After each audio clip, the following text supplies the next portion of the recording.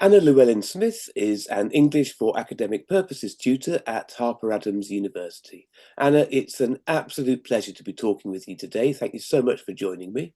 Could you just start by telling us a little bit about yourself, please? Well, I'm delighted to be part of this podcast as well, because I think the topic we want to discuss is important. I am, as you've mentioned, a tutor at Harper Adams University, which is a specialist agricultural university in Shropshire. And my role within the university is to support all our international students or anyone within the university, whether they're home students as well, that their language, their first language is not English. So that would include Welsh speakers as well. So we support students in helping them write their assignments, direct them to resources. We run one-to-one tutorials to offer support for thesis writing and various things. And we run workshops and classes that they can generally improve their English to support their studies. That sounds like quite a wide-ranging role, both in terms of the cohorts, if you like, of students that you're supporting, and the amount of different work you have to do in terms of the support that students require. In your experience, what are some of the communication challenges that students face at university? I would say, particularly with Chinese students, and the majority of our international intake is of Chinese students, their main problems is communicating verbally in English. Many of these students are very bright, they're very well qualified in their subject areas before they come, particularly postgraduates, but it doesn't necessarily mean that their language proficiency matches their academic ability. Um, and so some of the main barriers is communicating their knowledge. And while they might be able to write well academically, especially with AI tools these days and translation tools, communicating at conferences and seminars and group works, or even understanding their lectures, listening and interacting with their tutors, is proving a barrier. Um, and so, really, that's what tweaked my interest in working out how we could investigate this further and hopefully put in place some measures that would mitigate the struggles that some of these students were having. So we're saying that there are, you said, a number of things which are really interesting, but communicating verbally can be quite a challenge for some students. And understanding lecture content Yes. would be another area. If you're thinking about communicating verbally in higher education settings, I'm just thinking because I am more or less a monolingual speaker of English. I did a little bit of French at school. I did some Zulu when I worked in South Africa, not very well. But I'm able to communicate in English pretty much wherever I go. What is it like in your experience on an emotional level for people who are struggling to communicate in an education setting when they actually know what they're talking about? What is that like? I feel for students, I really do, because I'm in the same position as you. I can't claim to have any other languages under my belt. I've got token snippets of a couple of languages, but nothing to speak of. And in my own experience as well, not being able to communicate your ideas. You have your ideas, they're fully formed in your head, but you can't communicate them adequately or at the particular level that's required, is very isolating. It's quite humiliating in some senses, especially at postgraduate level when you've got to discuss quite complex concepts sometimes with supervisors or theses committees or something like that. And I think it erodes confidence and it stops you flourishing. And that's why people have come to be able to perform at their best. And people are denied, if you can't communicate adequately, you're denied the full student experience for which you're sometimes paying quite a lot of money to benefit from. So I think those are the primary things that I would pick up on. It impacts socially too. Joining clubs and societies or interacting with home students so that you can benefit from a British or a UK cultural experience as well. So you're you're denied having a complete experience, really. You're only getting a very thin written academic experience if you can't communicate adequately. And finding friends or integrating or considering staying on after your studies and being employed in Britain, the implications are quite significant, really. I think from what you're saying on a personal and emotional level, this is something that's likely to be causing huge distress and alienation and isolation for students. This feeling of being unable to communicate. And it's really terribly sad to hear it. What's interesting to me is that you've referred a couple of times to students at postgraduate level. So, am I right in thinking these are not students who have generally a terribly low level of English? Because presumably, to be admitted for postgraduate study in UK higher education, you have to pass English language exams at a reasonably high level to get in the first place. Or am I wrong in thinking that? No, you do. And Harper's is quite strict, um, that they meet all their home office visa requirements before they take students on. And there's quite a filtering process that goes on.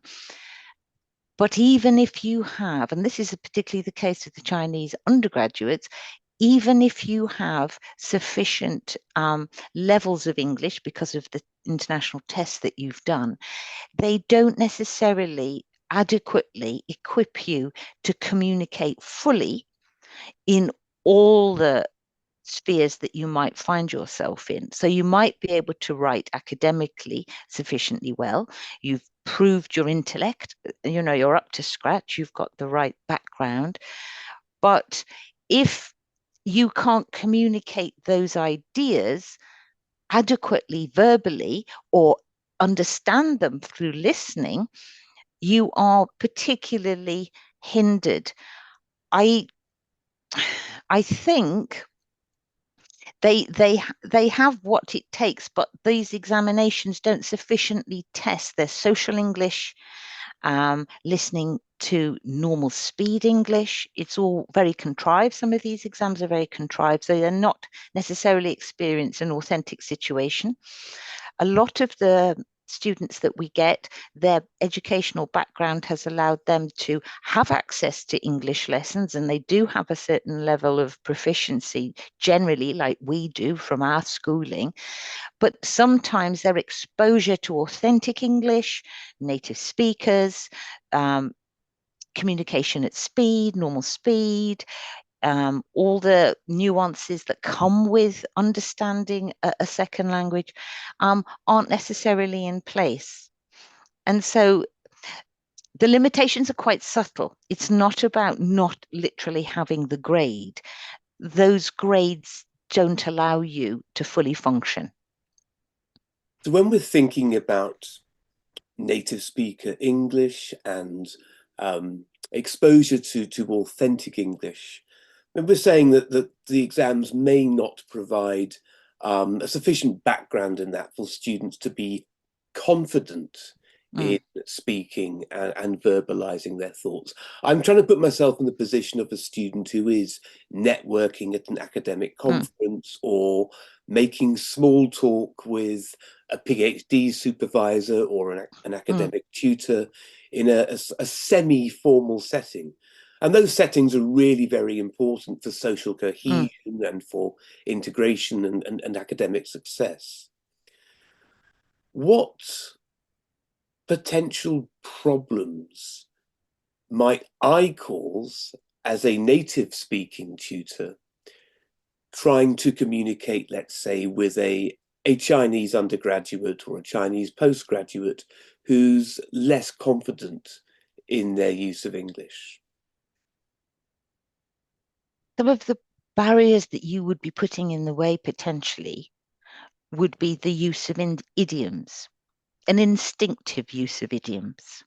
They are so prevalent in all languages. Um, and you have to be very proficient as a second language speaker to have got to grips with the idioms of another language. That's quite an advanced stage of proficiency. So idioms are quite a barrier. They're significant. And if we are to dissect our dialogue, we would find that we're using them regularly without even knowing in many cases. They are so ingrained and so integral to our everyday discussions that we're not even conscious of them sometimes. Another problem is that we're often talking about unfamiliar concepts or unfamiliar content, such that the student not only has to understand the language, they have to additionally get their minds around the new ideas. And sometimes, even in your own language, a new idea, especially at an undergraduate level, is enough to contend with, let alone having to translate that, retranslate it back and articulate that concept in a second language. That's a tall order. That's a tall order for anybody. Technical terms, I think we sometimes just band around technical terms which are alien and new and definitely not part of entry requirements or parts of the exams and tests that students might have taken before they arrived. Our intonation is key. If we don't suggest meaning through the fluctuations of our voice, we are not helping students navigate meaning. So if we're monotone, they can't separate out key points or key ideas because we're not indicating what those key ideas might be with our voices. And our voices and our facial expressions play a large part in communication. And the words that we speak form only a fraction of the message. So much of the message is communicated by what we call in our world paralinguistic features, all the gesturing and the facial expressions. And we subconsciously pick up a lot of meaning from gesturing and facial expressions together with the pattern of our voices. So people trying to communicate with undergraduates and postgraduates who are operating in a second language need to be mindful of how helpful it can be if you do employ gesturing and you do become mindful of the pattern of your voice and how powerful a tool that is, really, in communicating your message. I think we have to be mindful if we've got a strong accent. A lot of students have really only heard what I suppose we would describe traditionally as received pronunciation. And so to hear a strong Scottish accent, for example, that can be quite challenging. And sometimes, even as native speakers, if we come across somebody from Britain who's got a very particular strong regional accent, let's say, we find ourselves listening particularly hard as well. So, and that's as native speakers. So imagine how that compounds the problem if you are operating in a second language. Word stress plays another key part in communicating our messages as well. And I know that Chinese students, having quizzed them, really would appreciate if their lecturers were to use word stress to indicate key words, key technical terms, key ideas. Because like intonation, it's part of navigating the meaning, and you are relying on all these factors to understand what's being said. Another factor I think that is a barrier is if we don't indicate where the conversation or the discourse is going next. And if we don't sufficiently use discourse markers, so those are the terms of my final point, moving on, next, firstly, because we're not indicating, now you must listen. This is the final point that I'm going to make. This is the concluding argument. And they're signposts, aren't they? This is where I'm going next. This is, you must listen up. This indicates that the key idea is coming now. And when you're listening, and potentially you've got listening fatigue because it's jolly hard work, listening intently all the time, anything that can help you prepare and navigate for the next part of that discourse is hugely helpful to students. I know too that when you survey or question students, it isn't necessarily a point that comes out obviously in conversation, but it has come out, this idea from sitting down and having students in focus groups and things. The speed at which we talk is perhaps one of the biggest barriers of all. Not necessarily statistically, but sort of embedded in how they feel. When we know our material, when we're slightly nervous or we're giving a presentation, our speed gets faster. Any accents that we have become more pronounced. And a student operating in a second language, if that language is very fast, they're so preoccupied with keeping up that they can't hold on to the key points. And obviously in their brains, they are hearing it, processing it, translating it into their native languages, translating it back, getting on top of what that means, by which the point has gone. It's so very, very difficult to stay abreast of ideas if that person is talking, I suppose, at normal conversational speed. And as you'll know, when we talk at speed, we become lazy and we clip words, we fuse sounds together. So what is clear and articulated when we speak slowly almost can become sounding like a different language at speed. And if we can speak at a speed where all those sounds are clear, you are really helping students recognize the words that they've probably come upon before, but not at speed, clipped and edited, as what happens when we chatter away at normal native speak. And of course, it's happening in their own languages, but this is they're accustomed to that, and their brains are attuned to operating in their native language. You're just asking them to do enormous feats, really, in a second language. There's so much in what you say there, and thank you for sharing your expertise. So, rate of speech is one key factor that can help us as native speakers become more intelligible. Avoiding idioms, these fixed expressions like we use, like they're going out of fashion, is another thing that can be problematic.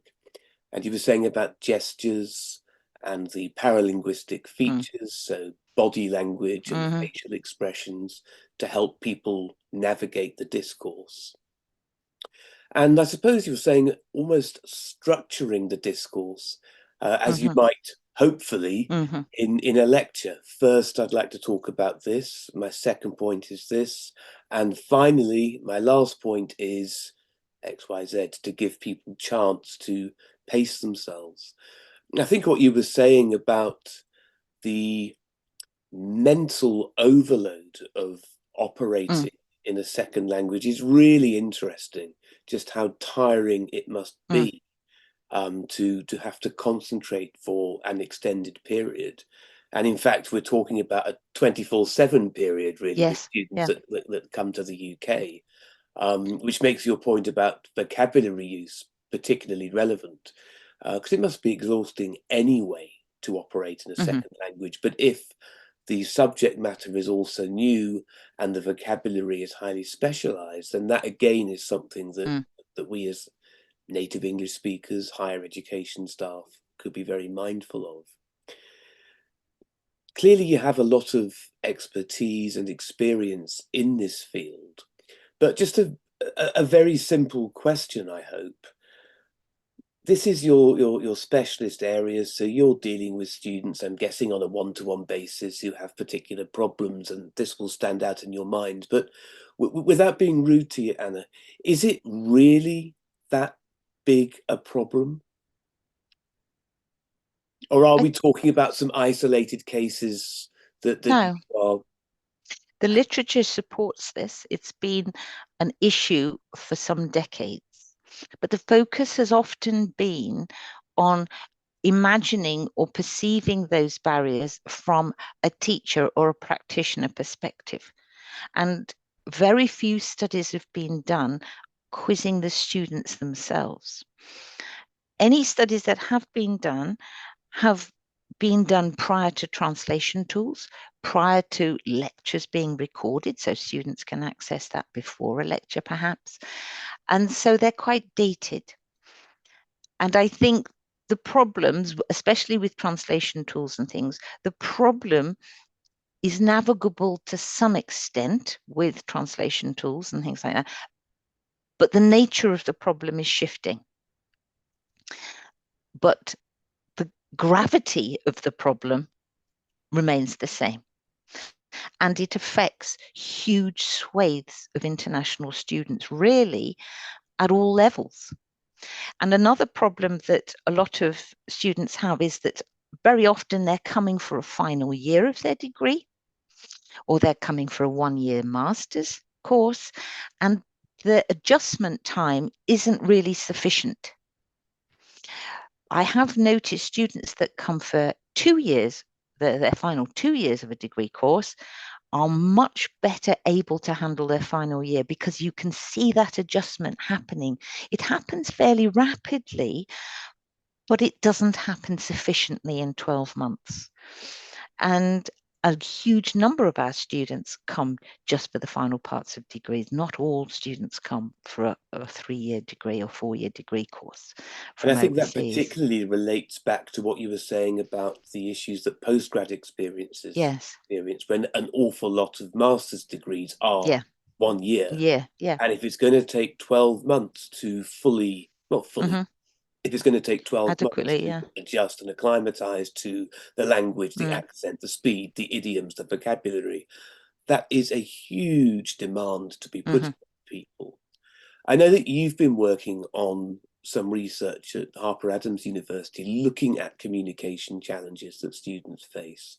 Could you tell us a bit more about that, please? Yes, well, I was very troubled. I have been for a good while. I've been teaching at Harper's for 13 or 14 years. And throughout that time, it's something that I was noticing was an issue. And fairly recently, I got the opportunity to do some action research, and I knew immediately what I wanted to do it on, because finally I could address this issue that had been plaguing me. It was particularly triggered by students telling me repeatedly that they only understood about half of their lecture content in live lectures. And that was quite shocking. And chatting to students, I discovered that they were doing all sorts of things to try and navigate that problem. So they were spending a lot of time before lectures trying to read the PowerPoints that were posted on their various module pages beforehand, trying to understand the vocabulary, getting out their translators in the lecture, busy reading the translation tools, which aren't always accurate beforehand. And I thought, gosh, this is crazy. We need to find really what the problem is. Let's dissect this problem properly and see what are the particular issues.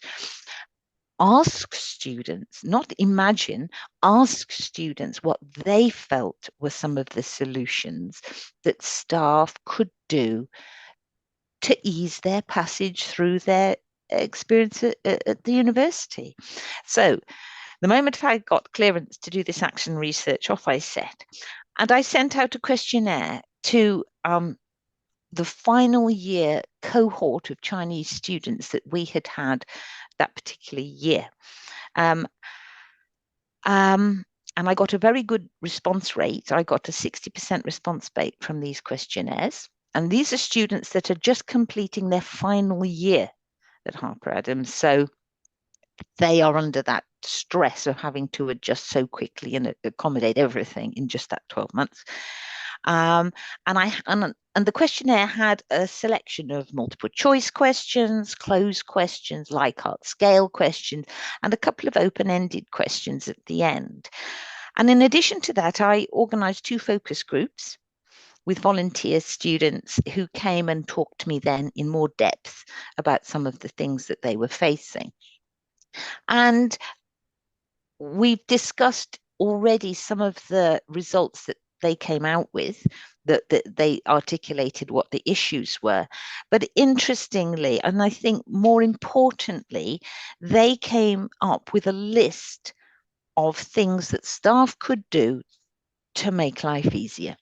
And those are the things that we need as an institution, and possibly more widely across HE or other language setups, is to implement. They are small, they are manageable, there's almost no excuse.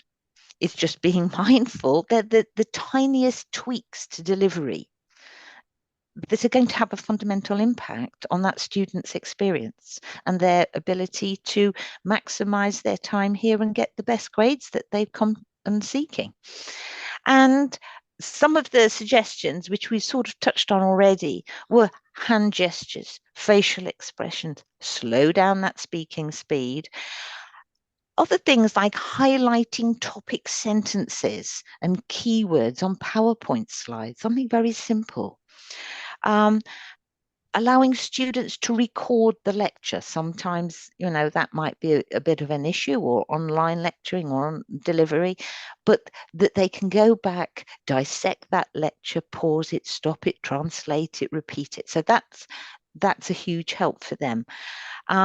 Another suggestion they came up with is if staff could provide a glossary of technical terms ahead of any delivery so that they can be conversant with those terms for when they hear them. They already know the meaning of them.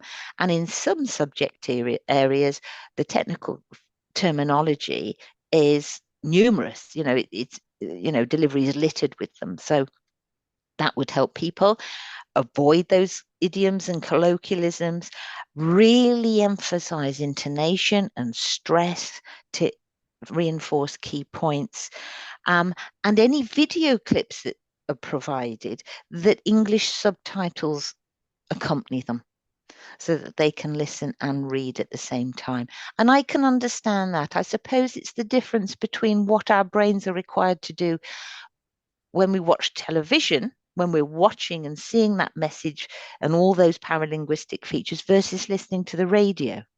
It's a different sort of experience. So that if you can see the words simultaneously, you can navigate the content much more easily. My study revealed really that these barriers are real. They're really real.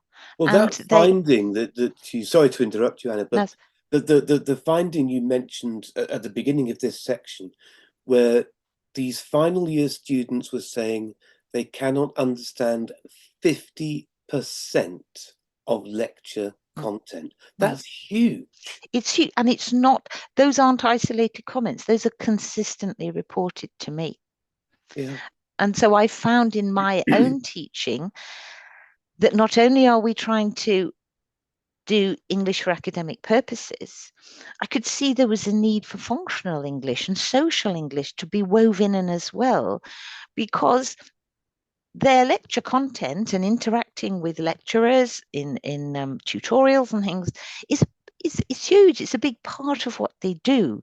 Just the academic content is only part of what they need to take on board. And they what can't. was quite striking as well, I agree with you, this is absolutely fundamental.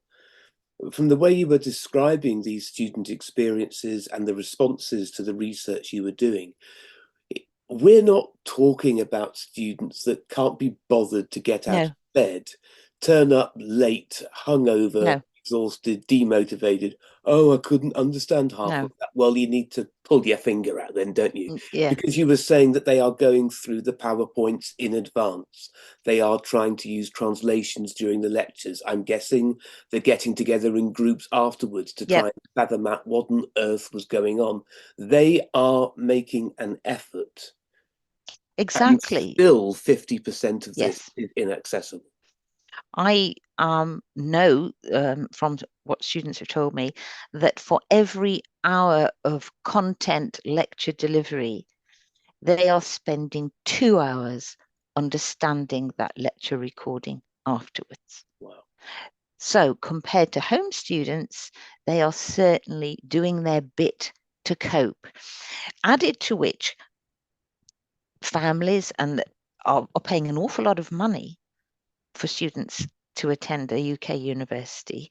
There's huge motivation to do well. They're very motivated, the undergraduates, to go on and make themselves very employable. A lot of them are keen to carry on and stay in UK and do master's degrees. So they are certainly very motivated, and I would claim working very hard, if not harder, than our home students in just reaching the starting line. It's not a level playing field at all. So, yes, we're not talking about people who can't get out of bed. We're talking about very motivated, very bright students who have certainly done well to get here, to pass all those hurdles, have got the necessary entry requirements in terms of academic grades and language grades, and still it's an issue, 50%. Then, and I find that quite troubling. It's staggering. It's Mm, absolutely staggering. And it's interesting what you're saying about the level of motivation and the additional work that these mm, international students are having to undertake mm, in order to accomplish their degrees.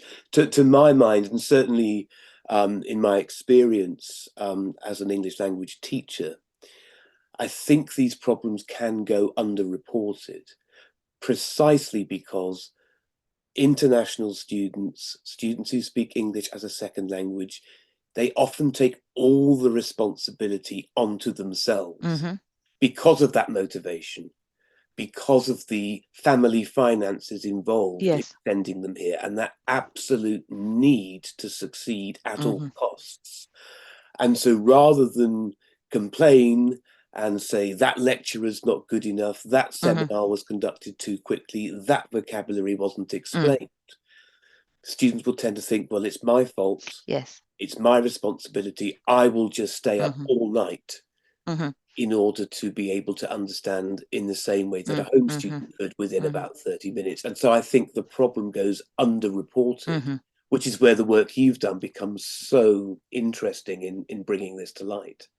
I think in addition to that, there's also cultural elements and educational experience.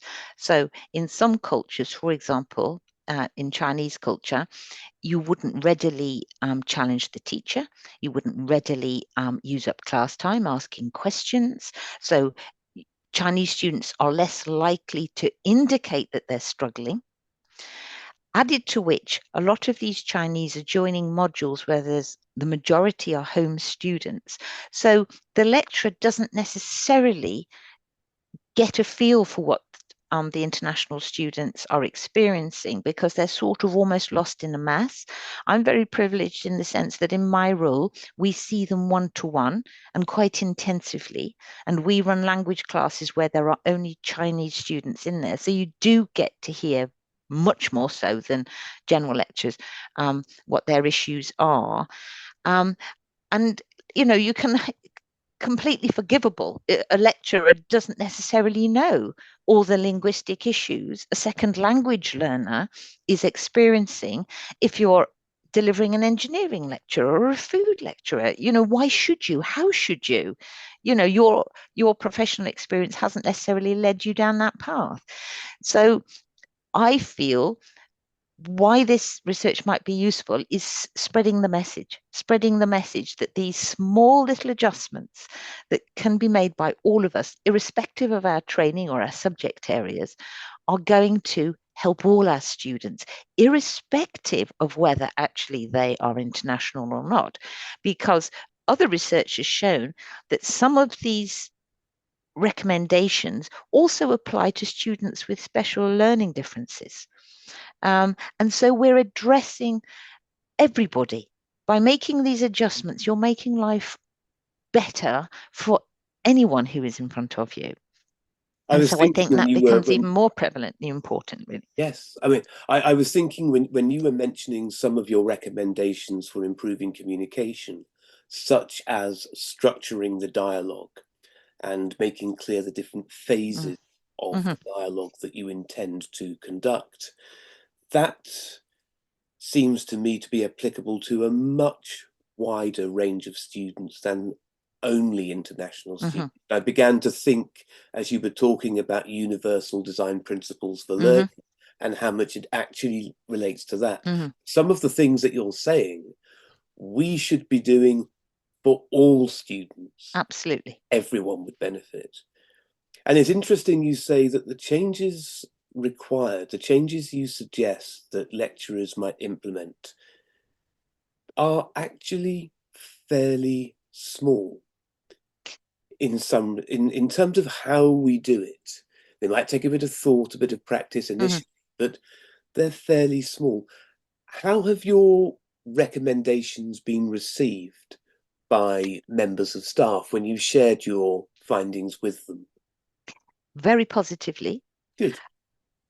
Certainly, Harper Adams has a mindset of being receptive to change.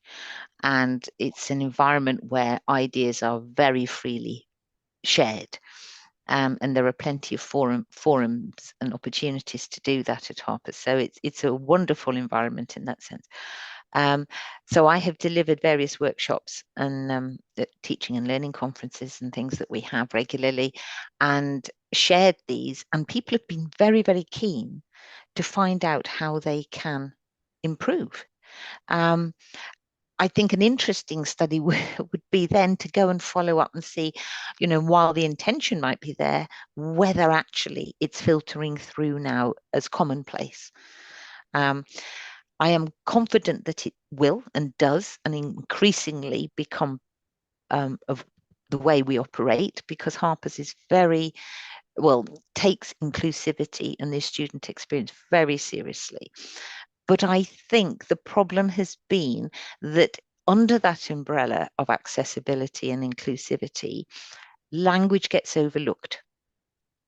So we're trying to address people from ethnic minorities or students with disabilities, making accommodations for them. But language isn't really part of people's thinking. And it's surprising that the accommodations and the modifications that are required in language are so simple. It's, and we can seem to manage the bigger things. So we can definitely manage these tinier things that are going to make just as much a difference, I think. I know in our work in diversity and inclusion in the corporate world, language has been called the most neglected field in management for Oh, I can exactly believe the that. same reasons that you're mentioning, that many other accommodations, which are actually, they're important, but are harder, more Yeah. expensive, and more time consuming to implement, these will be addressed. But simpler, smaller, cost effective, faster changes to the way we speak, the way we communicate, tend to be overlooked, perhaps because we take it for granted, or the message Mm. that we need to change simply hasn't got out there, hasn't been propagated. So it's interesting what you say, that this applies potentially within higher education as well. And we must remember that those adjustments and accommodations that we're thinking of in terms of language, to go back to our previous point, benefits everyone. Yeah. Accommodations that we might make for disabled students or students with certain impairments are relevant to those students. But this language adjustment is relevant to everybody.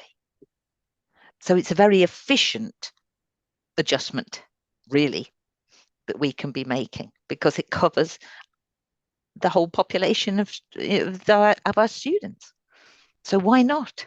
And going back to your point at the beginning, when we were thinking about the negative effects of failing to adjust language and the problems of communication, and you were saying just how demoralizing this can be, not just in academic settings, but socially, in terms of joining clubs and the whole university experience. Small adjustments to language, effective adjustments to language, the potential positive impact across university life is huge from what you're saying. And also in terms of retention, in terms of success, and the level of degrees people come away, their intention to study further, their prospects of remaining in UK and adding to the economy and bringing their cultural knowledge and diversity and all the other positive things that international students bring. They don't just bring a check to finances. They bring so much more to Britain. So yeah, we need to take it seriously, and we need to just do it. The accommodations are so straightforward, and as you said, they're free. They don't cost anything. They just cost a little bit of pre-thought in the planning and the delivery of something.